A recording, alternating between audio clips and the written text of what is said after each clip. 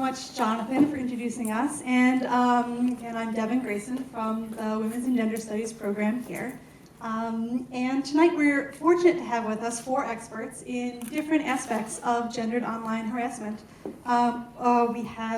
First we'll be hearing from Lucas Johnson of Silverstring Media, then from Ashley Lynch of Gingerbreadgirl Post, Su-Laine Brodsky, user experience designer, and each panelist will present for about 15 minutes, and then we'll have an open question and answer dialogue among everyone in the room. Great, so Lucas, let's get you set up. Thank you. Hello everyone, and thank you for coming. My name is Lucas Johnson. I'm the founder of a narrative and game design company called Silverstring Media. Silverstring has seen some pretty nice successes in the last couple years. We've consulted and written for a couple of award-winning indie games. And last year we released our first major original game, which had a fair amount of critical success. But it's important to note, sort of up front, that Silverstring Media is basically just me and my business partner trying to eke out a living, freelancing and making our own games and art, along with a handful of friends who occasionally work with us. We're both only a few years out of university, and we hardly make any money. I point this out because despite this, there are places on the internet right now where people literally think that I personally control Gawker Media, dictate the results of the Independent Games Festival Awards, and I'm working with the Defense Advanced Research Projects Agency to brainwash people in America through games. I wish I was exaggerating. This is the craziness that is Gamergate. I've been asked to give a basic overview of Gamergate and some of the terms and such that we're dealing with. This is a fairly complex beast that I'm going to try to summarize in just a few minutes, so I'm sure I'll be leaving out some important details. But I traced the start of Gamergate to 2 different, if related, events. Last summer, a jilted ex-boyfriend of game designer Zoe Quinn posted a tirade against her all over the internet, saying that she cheated on him with several different games journalists in exchange for good reviews of her game, Depression Quest. The allegations have, by the way, been proven false. Also in August, several journalists and writers posted opinion pieces about the end of the gamer, the stereotypical straight, white, cis, male, hardcore gamer identity. Because everyone plays games. Recent studies showed that adult women had eclipsed teenage boys in the percentage of people who play games. And so that identity became meaningless, and also that developers no longer had to cater to that demographic to be successful. Gamers lashed out against both of these events, angry at Quinn for perceived ethical infractions, and yet with far less anger towards the journalists she supposedly slept with, and angry with what they felt was an attack on their very identity as gamer. Conspiracy theories began to arise around Quinn and various journalists and people like Anita Sarkeesian, who well known for her YouTube series dissecting sexism in video games, who wasn't really involved in these events, but was implicated merely due to what was seen as similar issues. These were all whipped into a frenzy by a few high-profile celebrities who jumped on the bandwagon against what they saw as social justice warriors going too far. For instance, the hashtag Gamergate, around which a lot of this centered, was coined by Adam Baldwin. Yes, that Adam Baldwin, the actor from Firefly, whose sociopathic misogynist character on the show looks like a paragon of good next to the actual actor, who tweets ridiculous things constantly, including a trigger warning for some Islamophobia and transphobia, stuff like this. Overall, Gamergate seems to be a reactionary movement against progressive and diverse game makers and journalists. They, for instance, despise the social justice warrior. Now, social justice warrior is a term I first saw people self-describe with. Those teenagers on Tumblr who are more educated about trigger warnings, mental health, queer identities, and the patriarchy than I was 2 years ago. The teenagers that make me hopeful for our future. But all of these traits that we might see as good are exactly what's seen as bad by Gamergaters. Political correctness being seen as a bad thing, something people fight for who just need to loosen up and take a joke, rather than just being, basic human decency. So the hate movements co-opted the term as derogatory. SJWs are trying to ruin gaming. Urban Dictionary defines social justice warrior as a pejorative term for an individual who repeatedly and vehemently engages in arguments on social justice on the internet, often in a shallow or not well thought out way for the purpose of raising their own personal reputation. A social justice warrior, or SJW, does not necessarily strongly believe all that they say, or even care about the groups they are fighting on behalf of. Which reads to me like it was written by a Gamergater, trying to put people who actually do fight for social justice in a bad light. Though, of course, it being the internet, we know that this kind of behavior can and does certainly happen, just not as nearly as much as Gators believe. Turns out most of us actually believe what we fight for. Gamergaters believe that social justice warriors are going to ruin their games. That by pushing for more female protagonists and better representations of women, by having more queer romance options in role-playing games, and by removing horrible misogynist plotlines and actions from games, then all of the games that they love will be ruined. A lot of them actually seem to believe women want to take away their precious games. They don't want people to bring politics into games, as if every piece of art isn't inherently political. By political, they mean outside the status quo or outside of their politics. They want games to be called art, but they don't want anyone to criticize them. But despite the fact that anyone with half a brain who looks at Gamergate and what they've done would be able to see that the movement is built on a foundation of utter misogyny, Gamergaters have long insisted that their movement is actually about ethics in games journalism. And some of them actually believe that. The core of the Gamergate movement bubbled up from the depths of 4chan, a forum that represents the lowest pit of the internet, where deliberate trolling and harassment are forms of entertainment for channers, alongside child pornography. Fun story, Gamergaters went so far with their depravity that they were banned from 4chan and had to create their own new forum at 8chan. Channers used these forums to very deliberately plan out their attacks against women and other anti-Gamergaters. These come in many forms, including doxing, which is where they post all of your personal information, address, phone number, etc., online for anyone to take advantage of, often resulting in stalking, rape threats, and death threats. And swatting, where they call the police on you, hoping they'll break down your door and arrest you before discovering you've done nothing wrong. During Gamergate, there was another movement called #NotYourShield, in which women and minorities on Twitter proclaimed their alliance to Gamergate and fought against social justice warriors, essentially saying, well, I'm a woman and I disagree with people like Sarkeesian. Stay out of our games. Don't use me as your shield, saying that all women agree with you. This hashtag was created by channers on their forum, where they encouraged people to make fake accounts pretending to be women and minorities in order to build up Not Your Shield and to get support for their movement. So with all of this, what am I doing up here talking about this? This is where things really get crazy. So for a while on our website, we had a team page that showed a few of the people we were currently working with, despite not being like full-time employees or anything. One of these was a friend of ours who does PR and marketing help for a whole bunch of different indie game developers. They were doing PR and marketing help for us, which is what it said on the team page. Somehow, Gamergate decided that they also did PR for Zoe Quinn, despite the fact that they don't and never have, based on some obscure reference on a Patreon page or something. And then, tracing their name to our team page, Gators decided that we must be the PR firm that they work for. This despite the fact that our website says that we make games and stuff. I guess they got confused when we said we design narratives. We also had, I'm not joking, we also had a lot of feminist rhetoric on our blog. We are absolutely a feminist studio, and that cemented our evil in their eyes. Not to mention that our team page also lists Anita Sarkeesian as on our advisory board, which apparently just links us to everyone they hate. They actually make these conspiracy theory red string images, like in MS Paint. Gators also believed that the several articles saying gamers are dead that came out in the summer, all coming out within a few days of each other, was a planned conspiracy, rather than several writers coming to similar conclusions in light of recent studies in the harassment of Zoe Quinn. And so someone must have planned the articles and worked with the various media outlets to make it work. Sounds like something a PR firm would do. And so suddenly my little company was the mastermind behind corruption in games journalism. We had journalists doing whatever we told them. We controlled what would be posted on Kotaku. We were, and I'm not making this up, the final boss of the internet. This is from 4chan. I could not believe it. On Labor Day weekend, while we were in Seattle enjoying the Penny Arcade Expo, this was posted on the internet. "The fire rises. The social justice warrior assault on gaming." It's sort of a manifesto trying to demonstrate our corruption and power.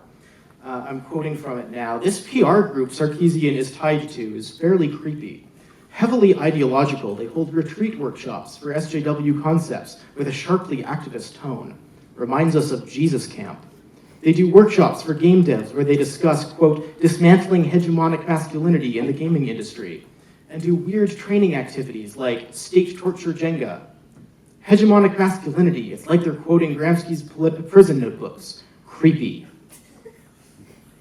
This post also includes my personal home address and phone number. Over the next several weeks, Gamergate further connected us to the IGF Awards, showing that people we know are friends with people who run the IGF, and that a couple games that we worked on had been nominated for IGF Awards that year, clearly demonstrating corruption, instead of maybe that we're good at our jobs or something, and neglecting that we didn't actually win anything. One of the guys we work with, who is the artist and developer on our game Glitch Hikers, uses a pseudonym online to help protect his identity, and because he likes it. Gators, I guess, saw this as a challenge and doxed him, figuring out exactly who he was.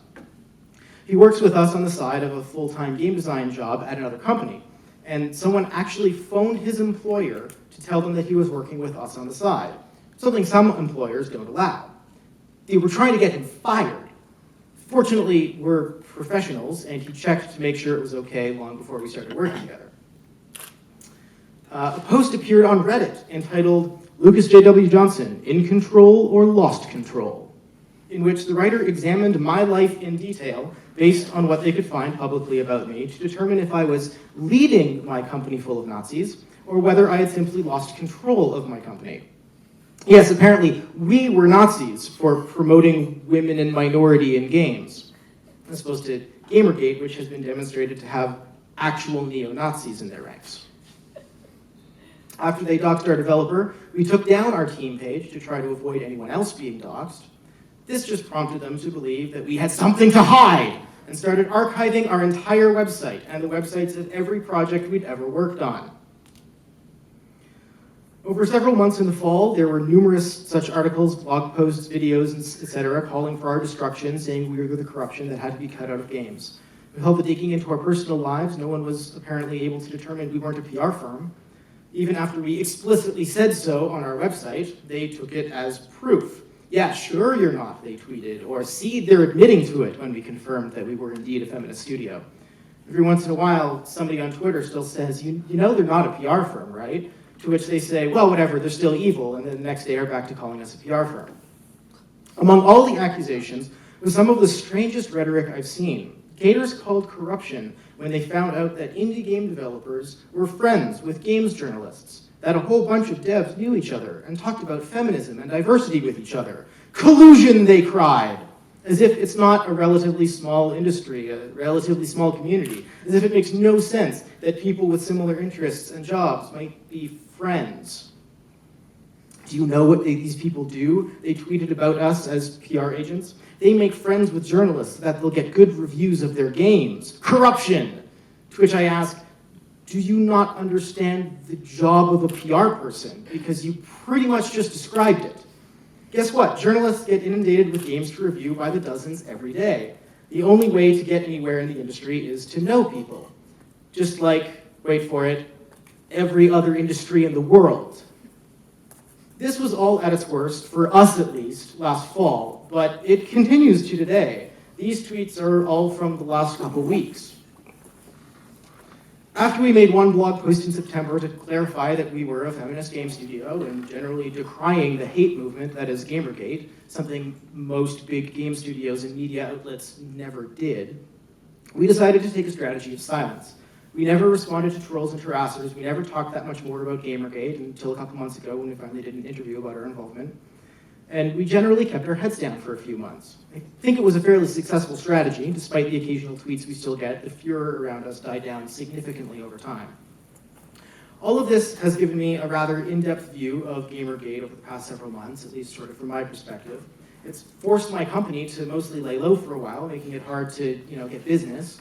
I forced my business partner to lay low for several months as well to avoid focused harassment directed at her. But I want to be clear on one thing.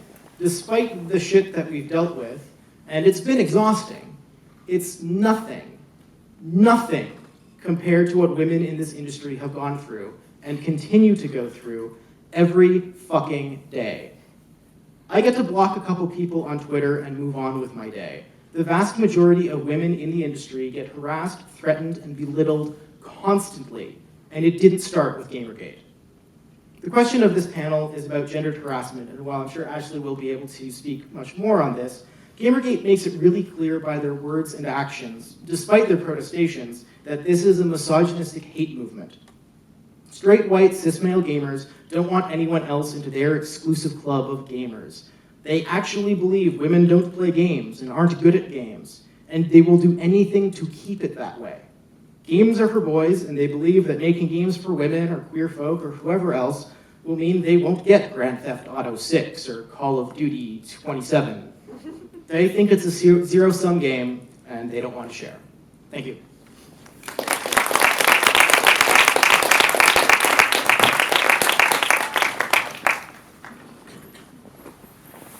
Thank you so much. That was a really stunning introduction. And Ashley, I'm really looking forward to hearing your follow-up to that. Me too.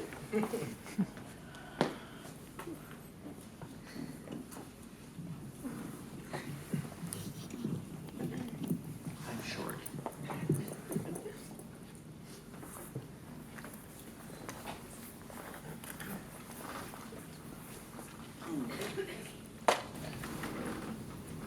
All right. Hello, my name's Ashley Lynch. I'm the owner of Gingerbreadgirl Post, a boutique post-production house in Burnaby where I do editing for color and film and television. So, how many people here are gamers? A few. All right, well that's okay, because what I'm going to talk about today actually affects all of you, whether you know it or not. I'm going to talk about gaming, I'm going to talk about Gamergate, and I'm going to talk about harassment. So, this was my entry to video games. 1982. I was 7 years old, and man, I was hooked instantly. To me, this was story. But unlike books, movies, comics, or music, this was interactive and empowering. In short, this was amazing. And through the years, I found the princess in another castle, I raided tombs, I made the biggest Katamari ever, and I know that Jennifer Hale is the only real Commander Shepard. So, how did we get from this to this? 2 months ago, someone tweeted me to let me know all of my personal information, including my home address, had been posted on 8chan, an act otherwise known as doxing. Now, the sole purpose of this is to incite further harassment and attacks. So what do you do at 8 p.m. on a Friday night when you find out you've been doxed? Unfortunately, there's not much you can do. I changed my passwords, put double authentication on all my accounts, and tried to put it out of my mind. But when you're doxed, it's never just about that. It's about what comes next. 4 hours later, police showed up at my home on an anonymous tip that I had firearms and pipe bombs. This is what's known as swatting, and it's become far from uncommon. I want to be very clear on this point. Swatting is not a prank. The intent is to cause enough confusion that directly results in someone being accidentally hurt or killed on top of being terrorized. Since then, I've received regular obscene phone calls, rape and death threats, COD packages on my doorstep, and thousands of dollars in subscriptions filled out in my name. And the saddest part, I was only one of 4 people targeted and hit that weekend alone. And I'm far from alone. More high-profile women like Anita Sarkeesian, Zoe Quinn, and Brianna Wu receive hundreds of rape and death threats every week. In some cases, specific enough to warrant leaving their homes for fear of physical attack. Vice columnist Anne Theron recently wrote that we should call this gendered harassment what it is, terrorism. The response? Specifically detailed threats directed at her 4-year-old son, forcing her to leave social media until the attack subsided. Gamergate has attempted to silence all of these women through fear and intimidation tactics, and hundreds others, all while shouting their mantra, it's all about ethics in game journalism. The message is loud and clear. Horrific terrorism awaits anyone who does not sit down and shut up or get in line. The reality is very much, as the blog Femmes in the Fridge recently pointed out, women in gaming don't even have to work to get rape threats. Just showing up is enough. So, what could possibly be so important about video games to warrant this? Actually, turns out nothing. Gamergate has as much to do with video games as rape has to do with sex. It's not about games at all, and it's not new either. Gamergate is just the current form of a long-standing resistance to minority and progressive voices from people seeking to keep the status quo catering to them at any cost. Make no mistake, this is a culture war, and Gamergate has feminism clearly in its sights. To illustrate this, I need to give you some history. Gamergate rose out of the anonymous 4chan boards V and Poll, and later moved to 8chan. Poll in particular, and yes, that is a Nazi swastika, has a particularly storied history with attacking feminism. Their tactics are always the same: infiltrate, corrode from within, and conquer. Their weapons are social media and culture jamming techniques, and there's no moral line they're not willing to cross. Months before Gamergate, there was an extreme Twitter social justice campaign from feminists to end Father's Day. It was absurd, militant, and laughably illogical. It was also not created by feminists. No, this was another 4chan Paul culture jamming campaign built out of whole cloth in its attempt to make the mainstream turn on feminism as something comical that outlived its usefulness. Mainstream media outlets reported on the trending hashtag until Twitter users started exposing the over 200 fake sock puppet accounts that had been created by poll members to push this hashtag as part of what was known as Operation Lollipop. Dubbed the Privilege Wars, it had been going on for almost a year and was created to form divisions between feminist, people of color, and LGBT communities. When Time magazine recently held an online poll of words to ban from 2015, guess who brigaded the votes to make feminist the most hated word by an overwhelming margin? You don't have to look back very far to see the consistent ideology that is being pushed, and the tactics are always the same: infiltrate, corrode from within, and conquer.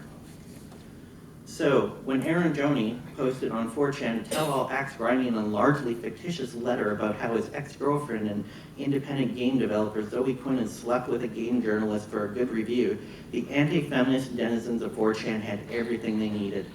They already hated Zoe for a game, and they quickly sprang into action to spin a new culture-jamming campaign designed to destroy her life and take a swing at the game journalist they hated for giving attention to feminist issues in gaming.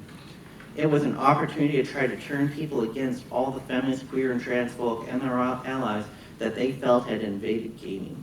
Zoe was doxxed, harassed, had nudes leaked, her website hacked, and was threatened out of her house. Anyone who stood up against this bullying and harassment found themselves equally targeted and subject of attack, all while being asked, why do you oppose ethics in game journalism? Yes, it's every bit as absurd as it sounds. Soon, anyone who had an axe to grind or was sick of seeing increased attention given to progressive and minority voices in popular culture hopped on this bandwagon of hate. And when very real accusations of misogyny, racism, and homophobia and transphobia were leveled at the Gamergate movement, an astroturfing campaign called Not Your Shield was formed. It was made to look like a grassroots campaign consisting of female minority Gamergate supporters in an attempt to deflect and disprove allegations of prejudice, but only in the same way that Stephen Colbert used to joke that he wasn't racist because he could point to his black friend. This is also not discounting the fact that in the beginning, many of the people using the Not Your Shield hashtag were the very same sock puppets that had been exposed during End Father's Day. But unlike Father's Day, it started to gain real traction and became adopted alongside the Gamergate hashtag. The end result is a campaign like Not Your Shield draws lines through minority groups and creates divisions. Remember what I said before? Infiltrate, corrode from within, and conquer. The tactics never change. So, why would this subculture of gaming be so resistant to having progressive voices in games? The answer is actually simple. They've never had to before. In fact, the easiest way to show the values of an anonymous group like Gamergate is to look at the people and groups who come from outside of gaming to support it, defend, and yes, profit from it. Here we see men's rights activist and Voice for Men founder Polly Lamb. We find anti-feminist and bullying proponent Christine Summers, the white nationalist community Stormfront, and pickup artist Arush V, who recently made a plea to have rape made illegal on private property. All of these people came out to support Gamergate and be vocal for them. If you're not thinking Elliot Rogers by now, you should be, because people like him are a direct consequence of this anti-feminist community. But most notable figure at the forefront is right-wing anti-feminist and transphobic tabloid columnist Milo Yiannopoulos, who despite having past regularly mocked people who play video games as hopeless virgins, is now accepted as Gamergate's figurehead, seemingly for being the only journalist to write Gamergate articles that reframe it as a retaliation against the feminist evasion on a rightfully male-dominated medium. He takes people with an inauthentic outrage and points them at imaginary thieves, telling them, these feminists are going to take your stuff. He's also writing a book on Gamergate too. I expect it's going to be awesome. These attacks and attitudes are already reaching outside the boundaries of games. When feminist tech blogger Shanley Kane wrote about Linux creator Linus Torvalds' open misogyny, the same people targeted her. Shanley and her family were quickly doxxed on 8chan, while at the exact same time, Milo published a hit piece on Breitbart by interviewing an ex-boyfriend with an axe to grind. This on top of days of social media harassment she received, much of it telling her that she got what she deserved, and almost all of it from anonymous accounts. This was a coordinated assault on multiple fronts to destroy a woman for having the nerve to speak up. And even though this was months after Gamergate started, there was very little to differentiate this from the attack on Zoe Quinn, and it had nothing to do with gaming. I stood up to one of the bullies harassing Shanley, and 15 minutes later, an anonymous post appeared on 8chan calling for me to be doxxed and swatted, apparently having forgotten that they had done it before. Anyone who says this is not about silencing women through fear and terror tactics is dead wrong. This is crowdsourcing terror, and the person doxing you will never be the same person calling the cops or the person making the death threats. Harassment comes in the form of a swarm, where one sting is rarely particularly brutal, but done en masse is enough to make someone's social media unusable and day-to-day lives unbearable. The people responsible for this hide behind anonymity that places like 8chan, Reddit, and Twitter can afford them, making the tracing back of their identity nearly impossible. Given that these threats are often preceded by the publishing of a target's home address, it is impossible not to take them seriously. And yes, the majority of the worst harassment by Gamergate is perpetuated by only a small minority of its supporters. But when women, queer, and trans folk and their allies are afraid to speak up because they may be next, it creates a culture of fear that all Gamergate members enjoy the benefits of. And the reality is, while most supporters would have you believe that any harassment is a result of random third-party trolls, the movement has never been able to escape its horrible origins of trying to destroy Zoe Quinn, and nothing has changed, only escalated. The random third-party trolls are the beating heart of Gamergate. Everyone else is just tourists. Any woman who does stand up to this harassment can expect to be ridiculed and degraded for it. Women like Sarkeesian, Quinn, and Wu are constantly called professional victims, accused of capitalizing on their harassment for money. Never mind that this ignores any agency or responsibility on the part of the harassers in the first place.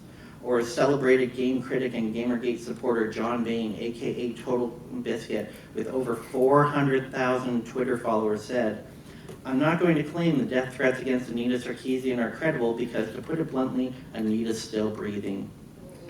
On a fairly regular basis, I have people contact me just to tell me that they think I'm making up my swatting for publicity. A year ago, I would have said that the idea of a woman being murdered for playing video games was absurd, and now it seems more like an inevitable certainty. These people are not going to go away, and they aren't going to stick to just games. With every step forward as popular culture stops becoming about catering to an increasingly irrelevant audience, they will get louder and more violent. So what can we do about this? Part of the solution lies back at the beginning of Gamergate.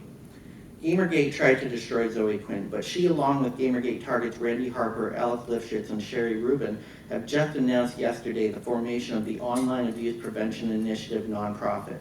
And given that these are the same people who reached out to me to help me after I was swatted, I could not be more excited about this. But we need to adjust some of our own attitudes as well. We can no longer accept that harassment constitutes any kind of legitimate free speech. And we need to stop treating online as some fantasy world where things aren't real. Social media is an integral part of how we live now. And as you can see from my story, it seeps out of your computer and into your life very easily. And if you don't believe me, just ask Amanda Todd, the BC teen who hung herself after she was unable to escape the online bullying that followed her from school to school.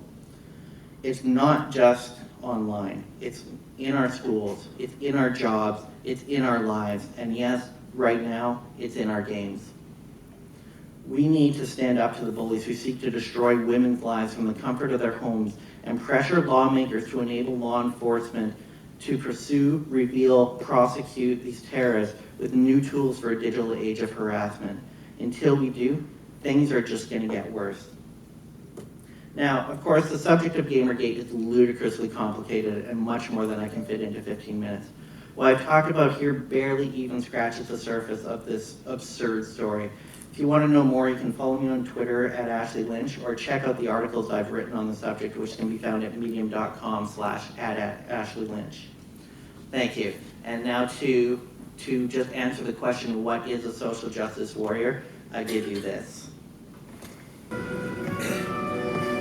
In a world on the brink of collapse, there's only one dude bad enough to take on the women ain't that cool people.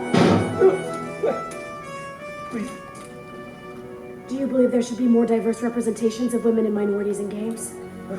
What about this list of 5 games with non-objectified female protagonists? The existence of a few exceptions doesn't erase the enormous disparity in representation in the industry as a whole. She's being social and delivering justice.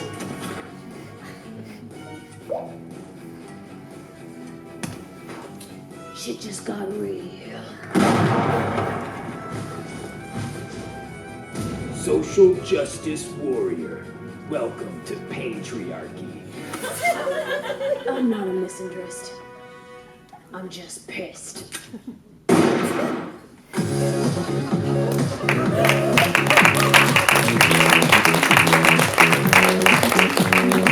Social justice warriors, come out to play!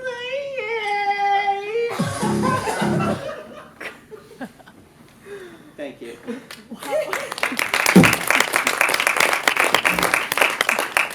Oh my gosh, thank you for the courageous and incredibly entertaining presentation. How I do? How did I know? Like fighting a filmmaker.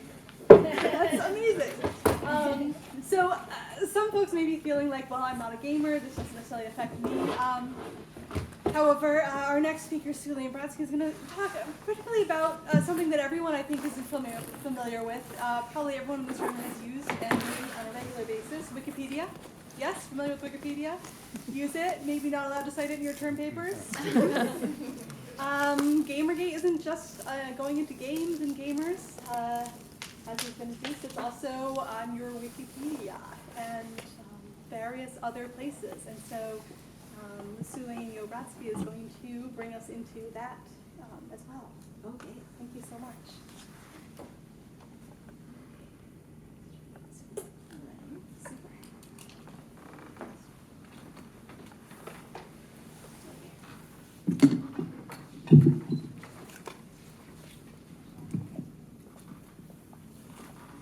So yeah, I'm going to give really 3 presentations.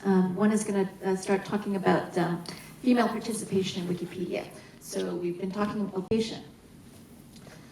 Another way we can look at this is whose needs are met by the content that is there. So here's Wikipedia's article on the human breast, okay? It's a long article, a lot of work has gone into it, but most of this is talking about how breasts look. Wikipedia is used a lot by, people trying to understand their own bodies, and there's really not much in there. Another thing we can look at is whose ideas articles cover. So this is a graph of what kind of showing what we all know in terms of the subjects that women tend to be interested in and subjects that men tend to be interested in. And as we all know, Wikipedia has the most content on these male-dominated technical subjects at the bottom here, and along with male sports, attractive female celebrities, and military history. And the areas where Wikipedia is weakest and has the least content are precisely these areas up there, okay? So things like the arts, social issues, education, child development. So surfing through Wikipedia is a bit like walking through a world in which there are fewer women, the needs of women are less acknowledged, women and girls and children, and the contribution of women is less visible. So think of what that means for all of us. So at this point, you're probably wondering, why? Why is, female participation on Twitter is about 60%. About 60% of Twitter users are estimated to be women, and Wikipedia, the participation is so low. And the short answer is that we don't know. Okay, this is an area that really needs a lot more research, a lot more understanding of why this gap exists. I've just put up here some guesses. It has been talked about enough for there to be some speculation. But we really need more research, more data on what that experience of Wikipedia contributors is like, how they make decisions on whether to keep editing or not. And we need to talk to women in order to do that. So I'll say right off the bat that the experience of being a female Wikipedia editor is nothing at all like being a female game developer, okay? You're not, I can tell you that, I'm open about being a woman on Wikipedia, and I have very, very seldom, encountered what I would call, explicit sexism. It's not, that's not to say that sexism doesn't exist on Wikipedia.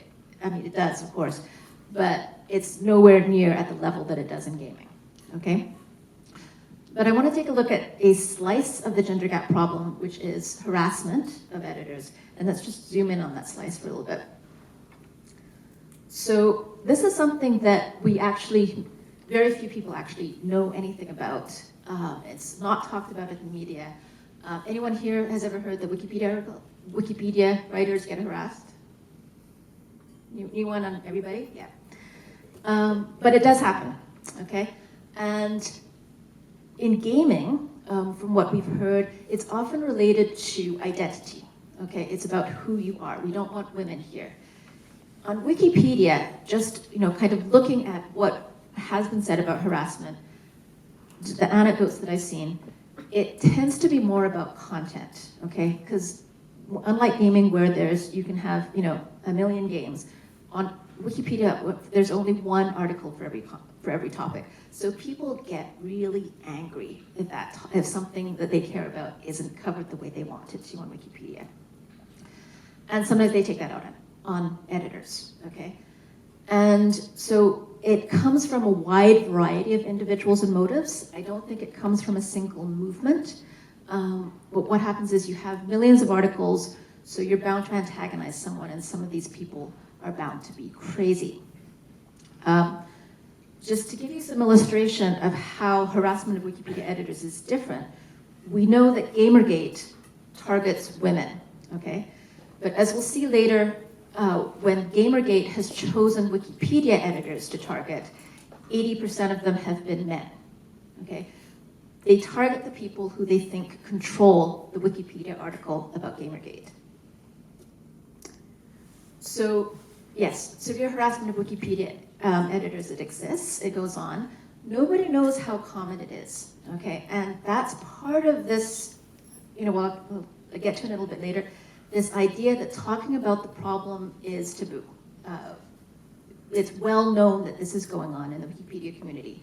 To give you an idea of how well known it is, it's the main reason that most Wikipedia contributors, male and female, edit under pseudonyms, okay? Most people don't give their real name out.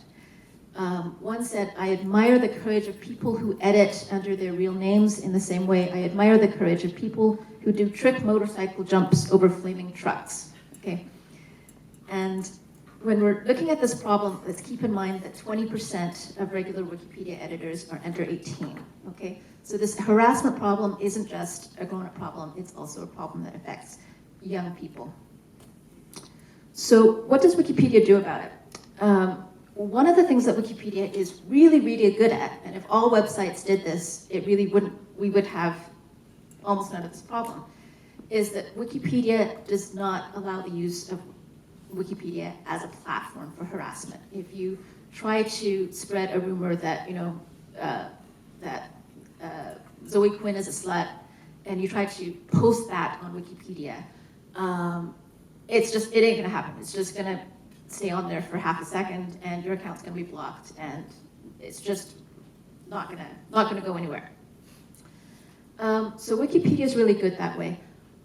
What Wikipedia doesn't do, and this kind of illustrates some of the challenges of dealing with online harassment, is what Wikipedia can't do is respond or help with harassment of its editors that takes place outside of Wikipedia. So if a Wikipedia editor is being harassed on Reddit, Wikipedia says that that's a Reddit problem. That's not a Wikipedia problem. Okay? And we also don't talk about the problem. So that's where we are with harassment. So I'm going to zoom in now on a slice of that problem again, which is Gamergate. So one of the reasons I was asked to talk about this talk tonight was some media reports that have come up in the last couple of months about Gamergate and Wikipedia. So you might have heard there was an arbitration committee decision on a dispute between around Gamergate and how Gamergate's covered in Wikipedia. And these are some of the things that the media has reported about it. So I want to give you a little bit of good news for this evening, which is that basically none of this is true. Okay, this is just real misinterpretation of what's going on. But I can take a little bit of time to explain why I think it's not true. So basically, the Gamergate is one of many controversial articles at Wikipedia. Basically, if you're working with each other on a controversial article, you're supposed to have a civil discussion about it, and there's this process of getting to consensus about what an article should look like. And if the kind of extreme, Gamergate behavior that we've seen lately, the extreme stuff, they're going to get blocked quickly, okay? And it's not going to take weeks to do. It's going to happen that day. So hard as it is to believe, the vast majority of controversial issues on Wikipedia, vast majority, are actually handled within this process here. Just people talking, blocking obvious disruptors. It works. And when it can't get resolved there, it goes to the arbitration committee. So what the arbitration committee does is it looks at how people are behaving, okay? And there's a wide set of rules about how you're supposed to behave. Basically, you're expected to be working with other people as if you're in a professional environment. You're there to create an encyclopedia. Imagine what goes on in the boardroom of an encyclopedia office, and that's how you're supposed to be behaving. So basically, someone who was relatively sympathetic to Gamergate went to the arbitration committee and said, we're being treated unfairly. The anti-Gamergate side is not getting dealt with. They get to behave however they want. And the arbitration committee found that there was some truth to that. So they banned 3 anti-Gamergate editors for things like edit warring and losing their temper. And this was controversial in the Wikipedia community because one of the reasons it was controversial is that all of these 5 editors had been harassed by Gamergate. Okay, so some people felt that the committee should have taken that into account. So I want to point out that both sides were sanctioned. Okay, so both the side that was more sympathetic to Gamergate and not. And another thing you'll see is that yes, we lost 3 editors who've been working kind of against Gamergate, but we kept a lot of others. So on the meme that none of the opponents were sanctioned, that's just not true. On the meme that Gamergate gets to rewrite its page, no one's standing in their way, that's also not true. Wikipedia is really resilient when it comes to dealing with attacks on article content. This is, you may remember a few years ago, Stephen Colbert said,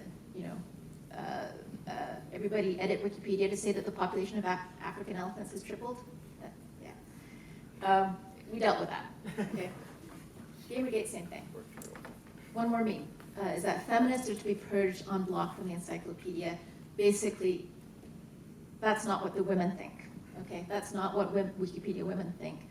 Is that, you know, obviously people who were against Gamergate were kicked off the site or at least the topic. But are they feminists? Not really.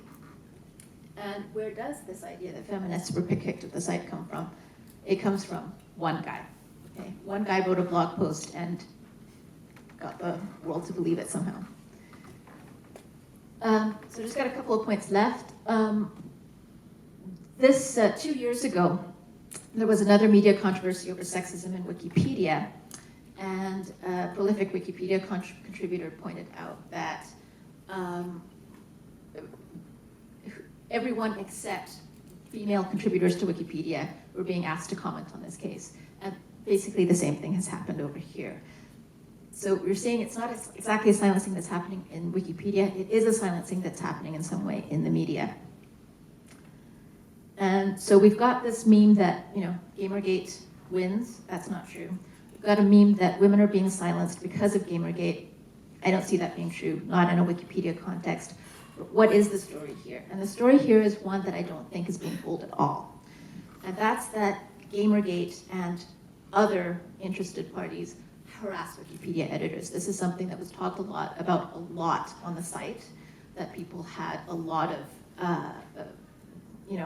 issues with. It's just almost treated as normal, but it's something that we're not talking about in the real world. So that's something maybe we should change. Thank you.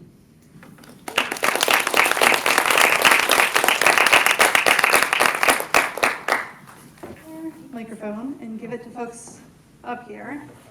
I'll let you. It is now. Hello. And we can start some question and answer. And Jonathan, I'm going to let you lead off if you have a question. Yeah. Okay, well, the question that I had was just for Lucas and Ashley. Just like post everything that's happened to you guys. What's changed and like how do you guys like? Do you carry yourself differently now in your workspace and online?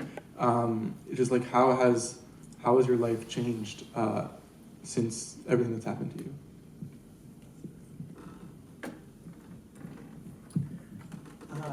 For me, because I don't work in games, and so my entrance into this was a little bit kind of innocuous and weird, and then I was doxxed and swatted. And when that happens, your choice is to basically like, okay, I'm gonna lie low and just let this blow over, which sounds like it makes a lot of sense, and why wouldn't it? Because who wants more of the same? But then you realize that you're just being bullied into silence, and you're letting them win. You're giving them exactly what you want, or what they want. You're letting the boys take the sandbox and kick you out of it. And so what I did was I got really fucking vocal and started doing press and got in their faces and started standing up for other people who were being bullied, and it became a big deal for something that was really not that important to me from the outset. They made it very fucking important to me to make sure that this is not something that they're allowed to get away with. So that's how my life has changed, is they essentially turned me into an activist.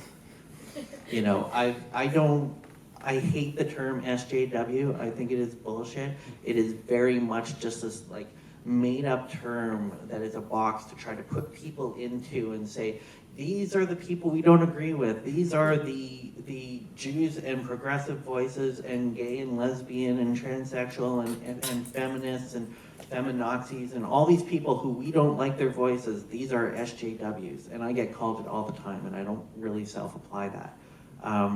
But in this moment, yes, I do feel like an activist on this subject. Yeah, she's awesome on Twitter. If you are on Twitter, you should follow her. I mean, Loud.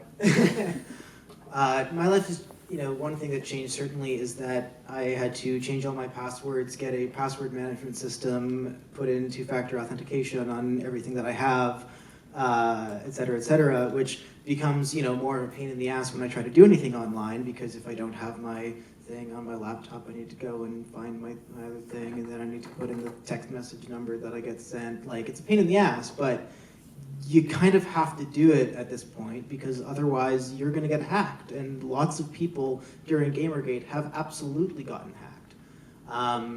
I learned all of my strategies for preventing that from Anita Sarkeesian herself, who's had to go through, so much more.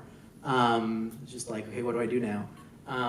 So that's one thing, but that, seems kind of minor in the grand scheme of things. I mean, we've always been, fairly activist studio. We always wanted to make, games for diverse audiences, and we were constantly speaking out about stuff. In a way, they did kind of silence us for a few months, which we didn't want to be, but before we sort of ducked our heads down, we did, we posted a big sort of manifesto saying, this is fucked up, guys. People need to be doing stuff about this. Here's what we believe very strongly. They're not going to silence us that way. And the ducking our head down was mostly just not responding to the harassers and stuff, saying, wanting us to respond to different things, and that's just rising to the bait, and that's never going to get you anywhere good. The problem is, like, I've seen people on Twitter try to argue with Gamergaters, try to point out to them, all of their, logical fallacies and total bullshit that they say, and it never gets anywhere. It never gets anywhere. You just waste 3 hours of your time. Yeah. It's ridiculous. So we just sort of never bothered. Now, the other big thing that I think I would say is changing is that it's, we're artists, and going through something like this, it's going to affect our art. And it's coming into play somewhat in the things that we're making now. We were working on a new game that was somewhat about social media and how social media works, and you can bet that that's going to be affected by Gamergate and stuff like that. So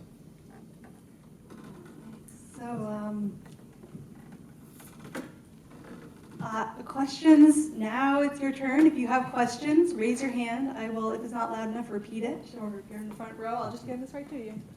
Thanks for those fantastic presentations. I think my question is sort of for Ashley. I liked what you said about beyond this particular thing, Gamergate being the latest in a long history of attempts to silence women, or to prevent women and others from taking over or entering space that's traditionally been male. We can see this in all sorts of other places in history where this same struggle has been fought out. And this is because this is a new social terrain, the struggle is being played out there too. But I'm wondering what the difference is. Like, what's different about the way that it happens in the online environment? What's different? What difference does the online environment make to the way that this struggle takes place?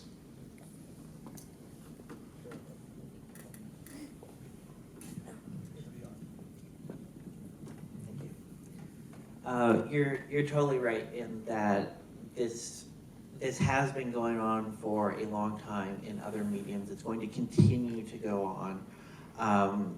Just about a little over a year ago or so, the exact same thing happened in the atheist community, where there's rampant misogyny, and women who are feminists in the atheist community started to speak out about it. It's like, hey, yeah, when it's 2 o'clock at a convention, or 2 a.m. at a convention, and I just want to go back to my hotel room, maybe that's not the best time to invite a girl you don't know back to your room for coffee, and as a result, these women basically just got harassed mercilessly, and all of the father figures of the skeptics community came out to attack them. There's no difference between what happened there and what's happening in games right now.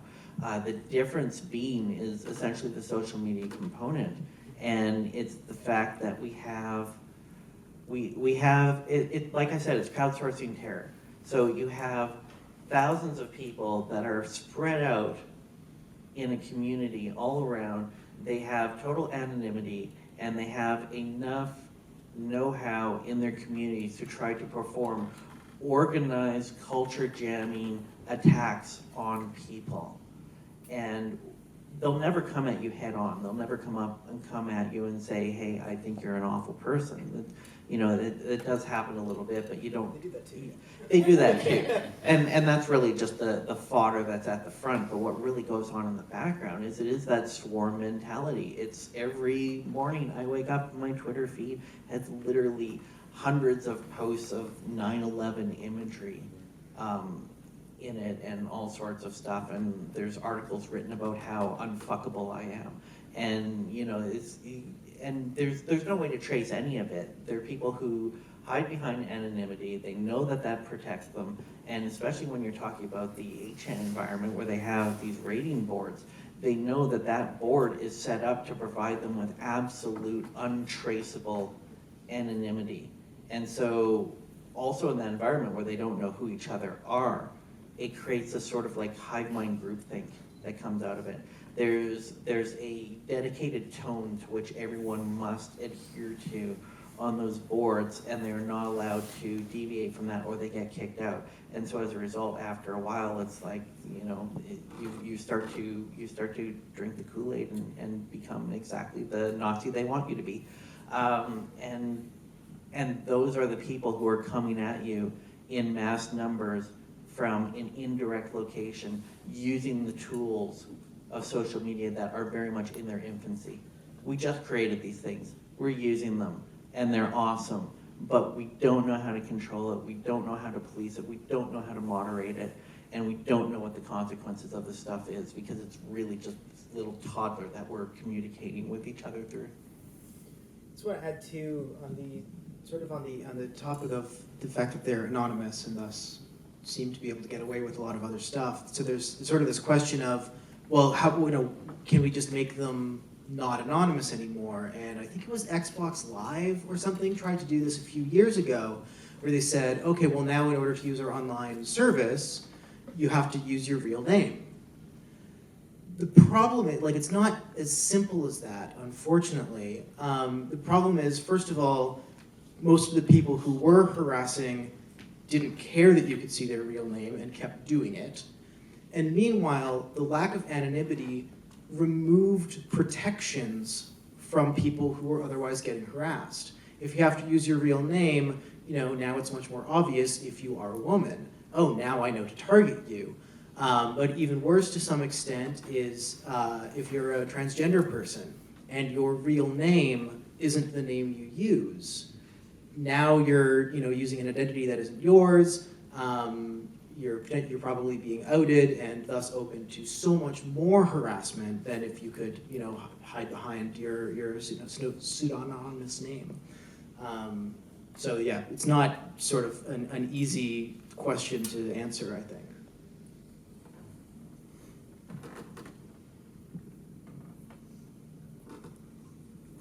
I'd love to piggyback on that last response, actually, and ask, my understanding of the SJW term is that it tends to be used not for social justice broadly, but specifically as code for feminist or queer activism. But clearly these issues are linked with issues of racism and homophobia and transphobia and classism. And it's been brought up a few times over the course of these presentations, but I was hoping maybe some folks could comment a little more explicitly about the ways that this gendered harassment intersects with other types of oppression. I mean, I've definitely seen, I follow a lot of people on Twitter from many different intersectional minorities and stuff, all of whom deal with the same stuff. In different ways, but there's rampant racism in games as well as sexism. It's everywhere. It's sort of everything but the straight white male cis gamer. And I think I usually see social justice work. I think the sexism and anti-feminist stuff is so big because of Gamergate, but I definitely see it applied to every strata for sure. Yeah, no, absolutely. And part of the Guardian did a great article on this, talking about essentially cultural Marxism and how it's the new right-wing boogeyman. And it really is just this box where you can lump in every progressive voice that you disagree with and call them an SJW. And they will use these terms interchangeably, cultural Marxism and SJW. I've been accused of both, and which is, you know, fairly ridiculous, but definitely the targets that they go after primarily, and Lucas is totally right, they go after people of color, they go after women, they go after transgender women, they go after gay and lesbian men and women, but the two big targets are definitely feminists. They don't have a problem with women as long as the women are towing the line that they want towed, as long as the women agree with them. A-OK, come here and hold up our Not Your Shield poster on YouTube so we can prove we have women and we're not misogynist. But feminists they hate, and transgender women they loathe. These people perform ops. They put together operations on 4chan because everything is just bathed in militaristic jargon. And there was an op they performed a while ago, which was to pinpoint transgender women on Twitter who they deemed to be most at risk and try to dogpile them and harass them into committing suicide. These are the people that you're talking with. These are the people that we're up against. They are actively trying to kill people. So when they say SJW, that's who they're talking about. They're talking about people we don't like on this planet and want to get rid of so that we can have our happy white male cis het world back where we can shoot people in the face. And that's fine. I like shooting people in the face too. I do it all the time. I'm gonna go home and play Far Cry. In games. Yes. One of these assholes actually has to come to my house for me to do that in person. But yes, I love playing those games too. You know, it's not like, no one's trying to eradicate these games. Right. No one's trying to ban them. No one's trying to change them. I'm not gonna rub Call of Duty on my lady parts and turn it into lesbians firing unicorns into people's hands and, you know, making them happy. That's not what's happening here. But this is the illusion they want you to believe. They want you to believe that the eradication of people like me and people like Lucas and the SJWs are basically going to guarantee that they can have games be one or two things for one or two people.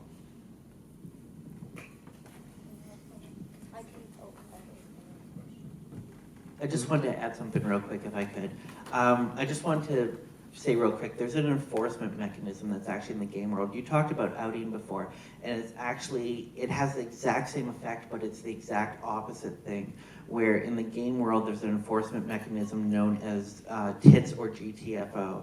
And what this does is basically means that if you're a woman entering a game space and they can tell that you're a woman entering a game space, i.e. you've made your identity known that you are female, then you basically are just stepping up to receive whatever harassment you receive, and that is right and just, because under their doctrine there are no women on the internet or in game spaces. So everyone is male by default until proven otherwise. And you can go along with this, you can be fun, you can enjoy the game space with everyone else, only at the cost of eradicating your own identity and hiding behind that mask. If you choose to play as yourself, if you choose to say, yes, I'm a woman, if you choose to get on voice chat while playing with other people, you will receive this abuse. That is a given. I basically don't online game anymore just because I got sick of listening to 20-year-olds chanting tits or get the fuck out to me. You know, I'm a grown woman and I enjoy playing video games. I'm gonna keep playing video games. That's never gonna change. But these people will come up with any method they can to try to push women out of their game spaces and say, no, you can't have this. I think it's important to add, too, that,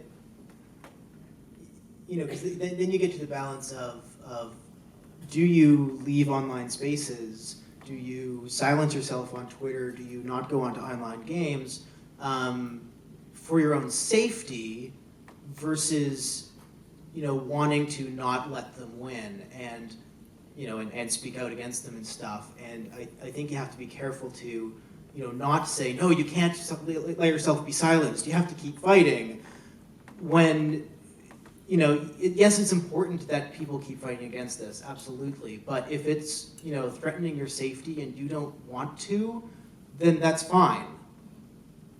Go anonymous, don't engage, do whatever you have to for your own physical safety, mental health, whatever it is.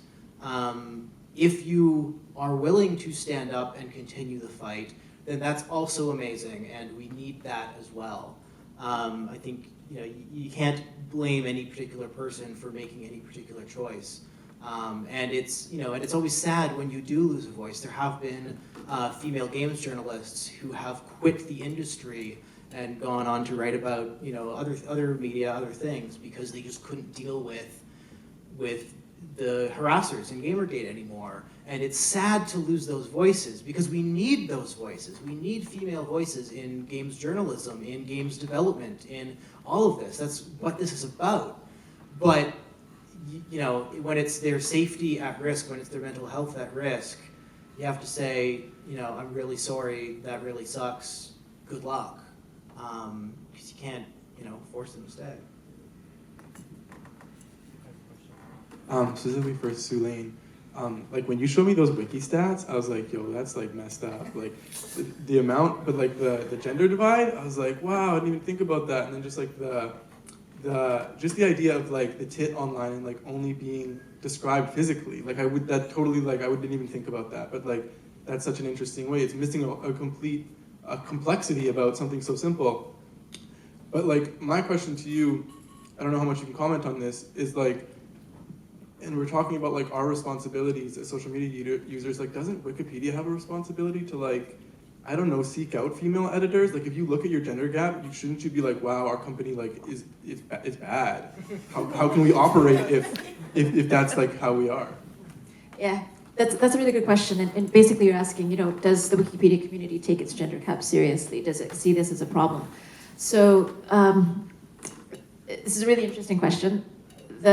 I'd say the leadership of the Wikimedia Foundation says it's a really big problem. You know, Jimmy Wales says editor diversity is our biggest problem, you know.